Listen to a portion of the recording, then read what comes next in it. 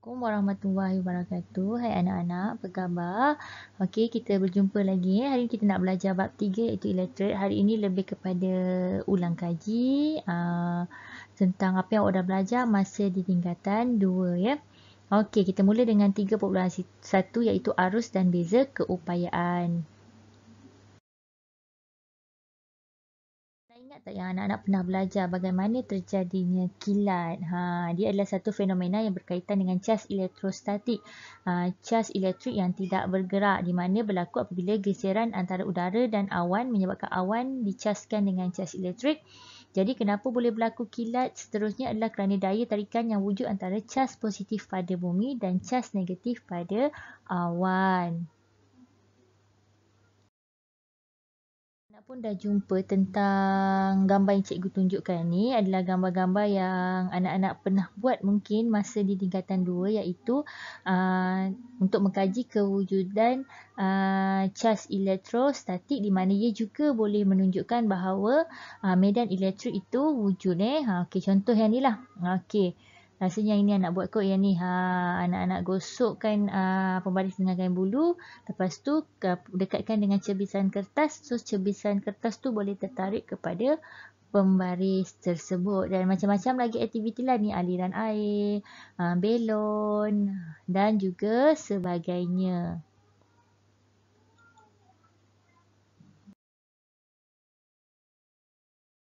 Medan elektrik adalah kawasan sekitar suatu zarah bercas di mana sebarang cas elektrik yang berada dalam kawasan tersebut akan mengalami daya elektrik. Okey, katakan ada satu kawasan.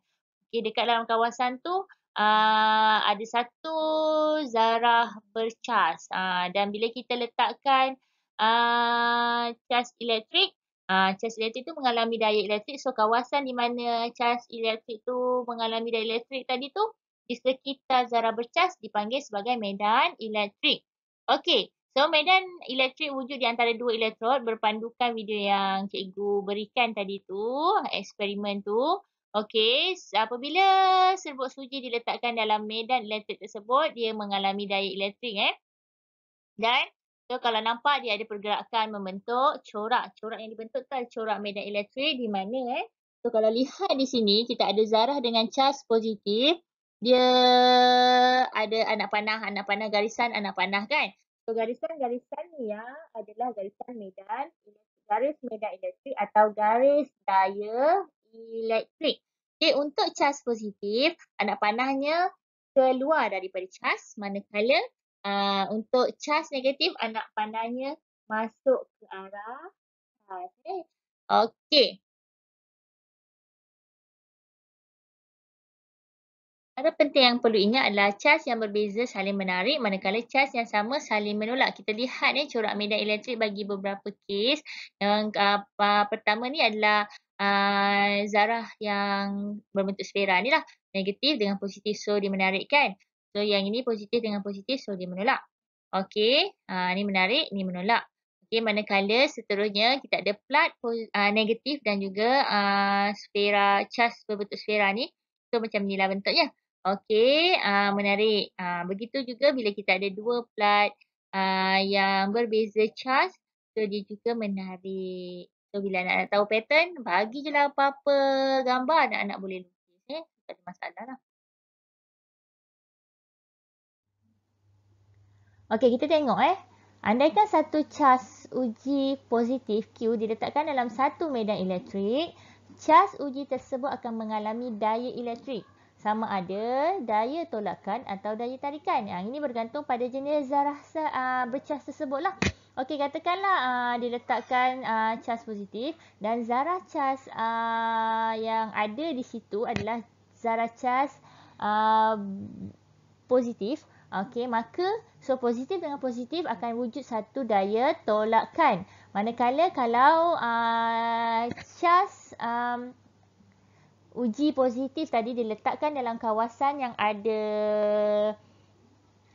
cas negatif, maka akan berlaku daya tarikan di situlah. Okey, so di mana kekuatan medan elektrik E, kita tulis sebagai E pada satu titik dalam medan elektrik boleh ditarifkan sebagai daya elektrik yang bertindak ke atas seunit caj positif yang terletak pada titik itu.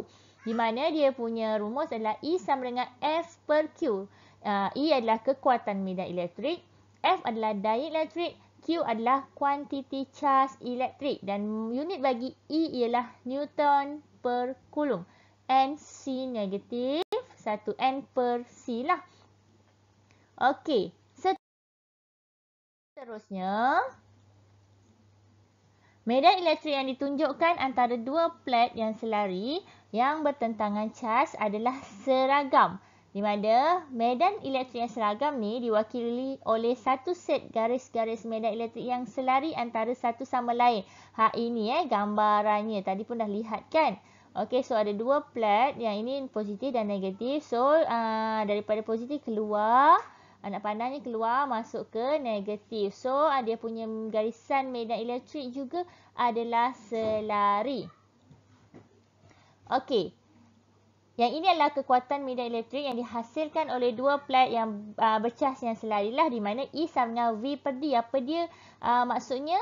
Okey, V adalah beza keupayaan antara dua plat selari dan D adalah jarak di antara dua plat selari, di mana dia punya unit adalah volt per meter. Okey, kita nak lihat kesan medan elektrik ke atas bola polistrena bersalut logam. Anak-anak, cikgu dah berikan video tu, sila tontonlah. Ini penerangannya, di mana kalau lihat di situ tadi, apabila satu bola polistrena disesarkan menyentuh plat logam bercas positif, kemudian dilepaskan, bola tu akan berayunlah berulang-alik. Kemudian dia akan berhenti sehingga semasa bekalan kuasa dimatikanlah, baru berhenti. Okey, lihat gambar ni. Semasa bekalan kuasa dihidupkan, bola polistrin ni tadi yang bersalut logam berada di antara kedua plat logam yang bercas dan tak bergerak kerana bola itu berada dalam keadaan neutral. Okey, perhatikan cas di belah kiri dan belah kanan. Okey. Kemudian, apa yang berlaku? Okey, apabila bola polistrin tu disesarkan, ditarik ke plat logam bercas negatif, maka cas positif tadi yang ada kat sini dinyahcaskan. Bola polistrin sekarang bercas negatif. Bila dia bercas negatif sahaja, dia akan tertarik ke plat positif. Manakala dengan plat negatif tadi dia tolak. Okey. So, sekarang berlaku seterusnya perkara ini berulang. Okey, di mana? Okey, bila dia tiba di plat positif, okey, bola yang bercas negatif tadi, dia punya cas negatif tadi akan dinyahcas. Sekarang bola tersebut bercas positif. Maka plat positif ni akan tolak dia ke plat negatif. So, plat negatif ni tarik dia lah. Okey, so berulang kali sehinggalah bekalan kuasa dimatikan.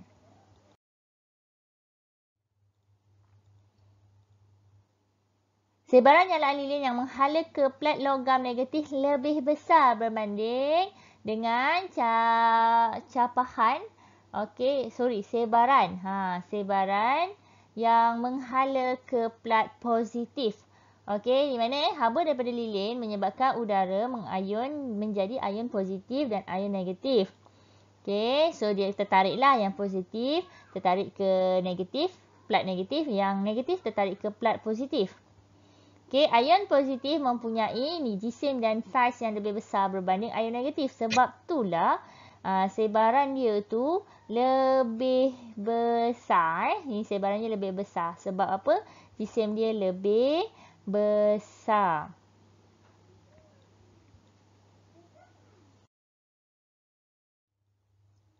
Okey, kita lihat maksud arus elektrik. Dah pernah belajar sebelum ni. Katakan ada satu konduktor, ada cas yang sedang bergerak dalam satu konduktor. Okey, apa maksud arus elektrik? I adalah Q per T, di mana I adalah arus, Q adalah jumlah cas dan T adalah masa. So, di mana unit SI-nya adalah Coulomb per saat. Masa mesti dalam saat. Kalau kita rearrange balik, kita akan dapat Q sama dengan IT. Maka di sini arus adalah kadar pengaliran cas dalam suatu konduktor.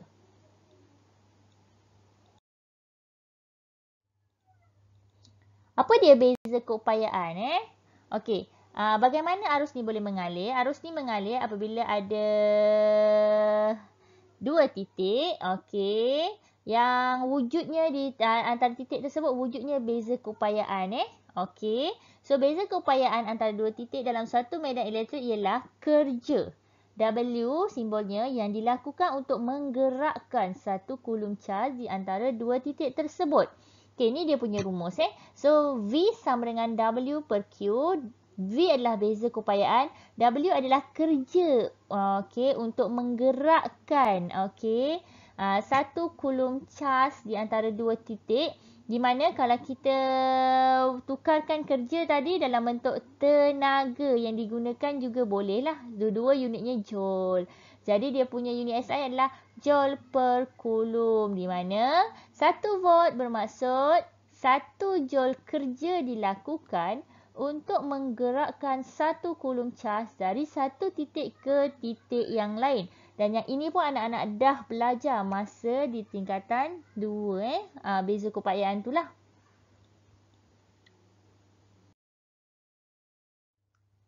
Okey, kita akan masuk kepada 3.2 iaitu rintangan Okey, kita ada dua jenis konduktor. Satu konduktor ohm, satu lagi konduktor bukan ohm. Okey, apa beza antara konduktor ohm dan konduktor bukan ohm? Okey, kalau konduktor tu mematuhi hukum ohm, iaitu V sama dengan IR, voltan sama dengan arus darab rintangan, ataupun anak-anak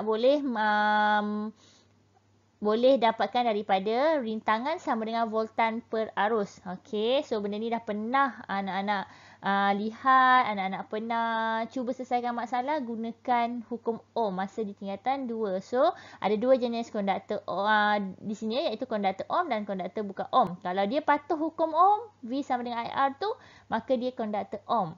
Okey, kalau jenis konduktor ohm ni, dia punya graf voltan melawan arus adalah berkadar terus. Manakala kalau konduktor bukan ohm, dia melengkung Okey. So, dia V bertambah dengan I lah. Okey, kadar pertambahan voltan bagi konduktor ohm adalah tetap. Manakala konduktor bukan ohm adalah meningkat kadarnya.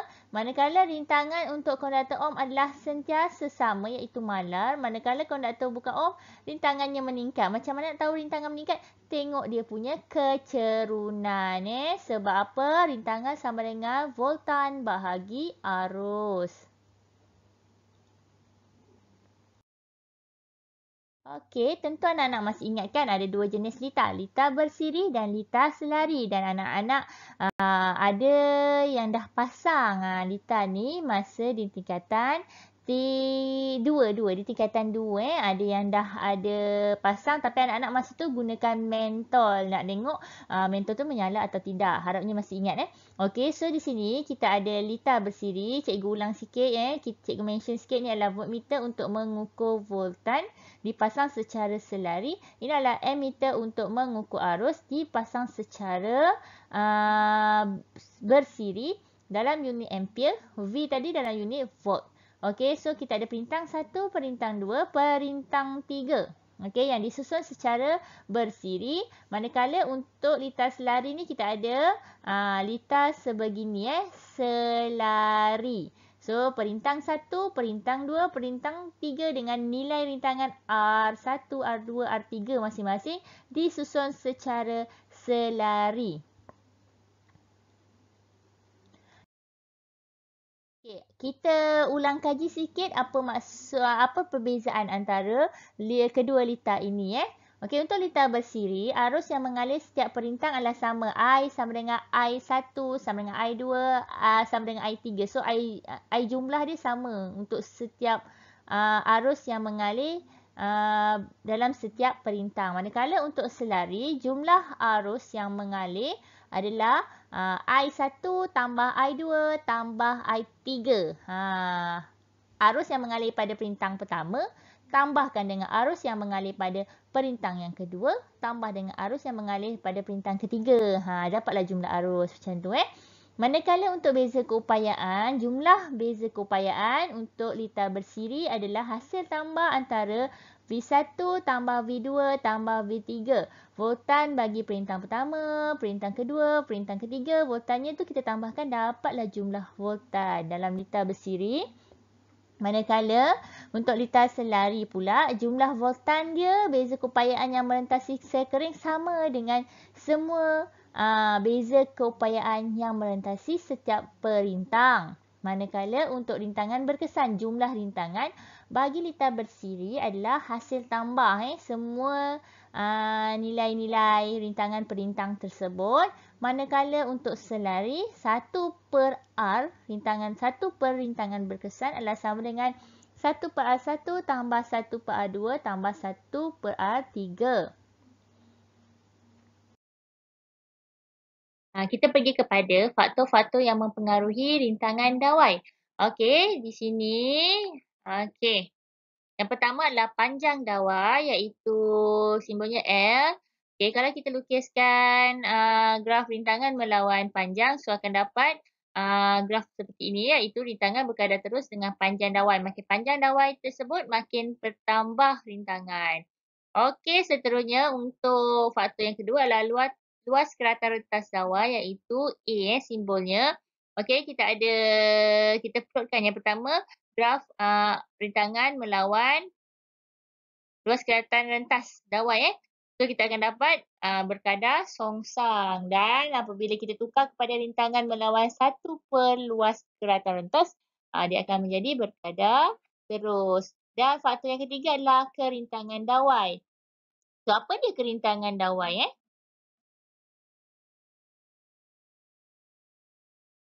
Okey, kerintangan dawai Rho ialah suatu ukuran bagi keupayaan konduktor untuk menentang pengaliran arus elektrik, di mana unit SI-nya adalah ohmmeter. Nilai kerintangan tersebut bergantung pada sifat semula jadi bahan dan suhu bahan. Okey, daripada tiga-tiga tadi faktor, kita dapat simpulkan bahawa R berkadar terus dengan panjangan tadi. R berkadar songsang dengan luas keratan rentas. Maka R berkadar seperti inilah L/A. So, kita akan letakkan Rho di situ sebagai pemala yang dikenali sebagai kerintangan dawai. So, R sama dengan Rho L/A lah. Okey, ini aplikasi kerintangan dawai dalam sebuah periuk nasi elektrik. Okey, bahan konduktor yang berbeza mempunyai nilai kerintangan yang berbeza. Sama juga dengan bahan bukan konduktor, semikonduktor dan superkonduktor yang mempunyai nilai kerintangan yang berbeza. Dekat elemen pemanas, okey, pula bahan konduktor yang mempunyai kerintangan dan takat lebur yang tinggi serta tahan lama sesuai dijadikan elemen pemanas. Untuk wayar penyambung, okey, mestilah kita gunakan dawai kuprum yang kerana mempunyai kerintangan rendah. Okey, bagi mengelakkan dawai menjadi cepat panas apabila arus mengalir melaluinya. Sebab bila rintangan tinggi, okey, so dia boleh menghasilkan banyak haba. So, sebab arus nak lalu contohnya ke kiri, rintangan tu menentang. So, berlaku pergeseran lah lebih kurang macam tu. So, akan jadi haba yang tinggi.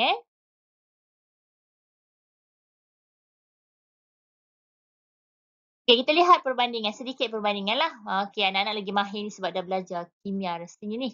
Okey, bukan konduktor. Tak boleh konduksikan elektrik dan penebat yang baik. Manakala semikonduktor, dia boleh konduksikan elektrik lebih baik daripada penebat tapi tak sebaik konduktor. Manakala konduktor boleh mengkonduksikan elektrik.